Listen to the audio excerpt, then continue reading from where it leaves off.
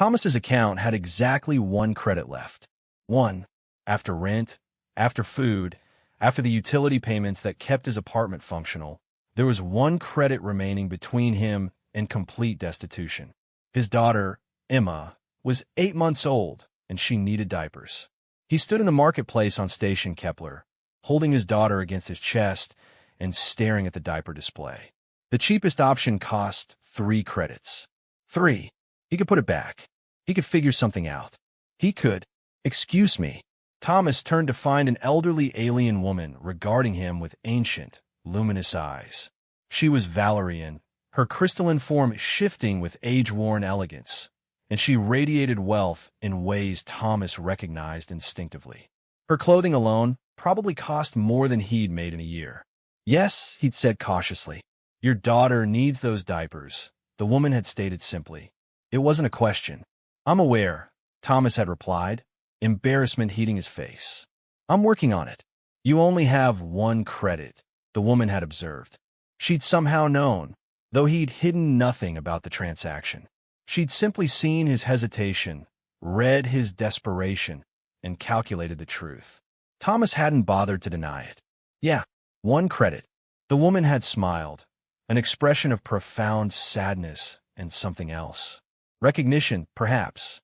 I'll pay for the diapers. I can't. You can, she'd interrupted gently. And you will. Take them. Your daughter needs them more than I need to remain a stranger to you. Before Thomas could protest further, the woman had transferred the payment through the marketplace system. The transaction had processed instantly. She nodded once, a gesture of finality, and had begun to walk away. Wait, Thomas had called. Thank you. I don't know how to repay you. The woman had paused and turned back. You don't repay this kind of kindness. You simply remember it. And someday, when you can, you help someone else the way I'm helping you. That's how it works. She disappeared into the marketplace crowds before Thomas could say anything else. For weeks afterward, Thomas had thought about that moment. He'd held on to it during difficult shifts when his exhaustion threatened to overwhelm him. He'd remembered it when other single parents at the shelter had shared their own stories of impossible choices. The alien woman's gesture had been small, 3 credits, but it had represented something vast, recognition that his struggle was real and that it mattered. He'd begun saving obsessively. Every credit he didn't spend on essentials went into a fund labeled Forward. He worked double shifts. He picked up gig work. He made sacrifices most people would have deemed unreasonable. By Emma's 2nd birthday, he'd accumulated 300 credits. That's when he'd learned the woman's identity.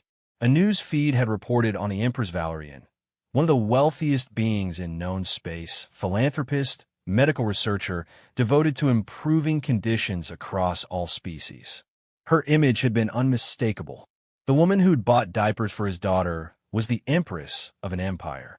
Thomas had tracked down her charitable foundation and had donated his entire 300 credit savings.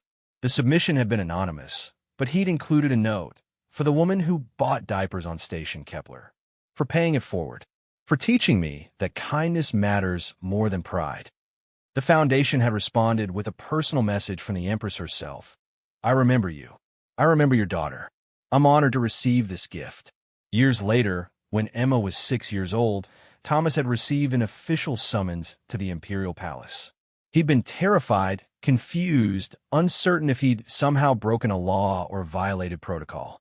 Instead, he'd found the Empress in her private study, and sitting beside her was a young Valerian child, approximately 8 years old by their development.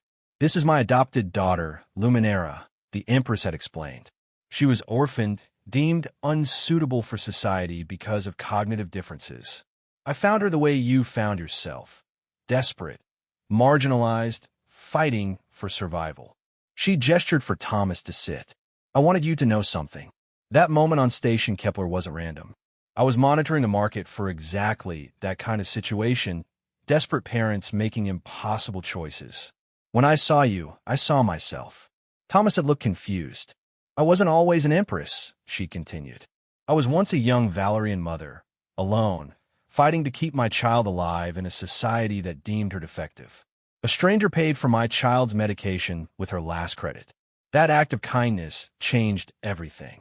It told me I mattered, that my struggle mattered, that my child mattered.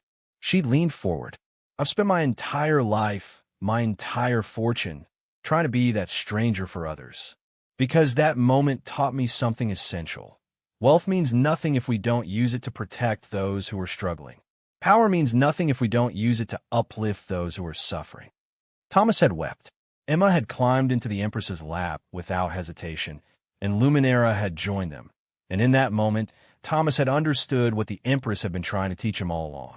Kindness wasn't transactional. It was transformational. And sometimes the smallest gestures, 3 credits for diapers, could ripple outward and change the trajectory of entire lives, entire legacies, entire empires built on the simple principle that every struggle matters and everyone deserves to be seen.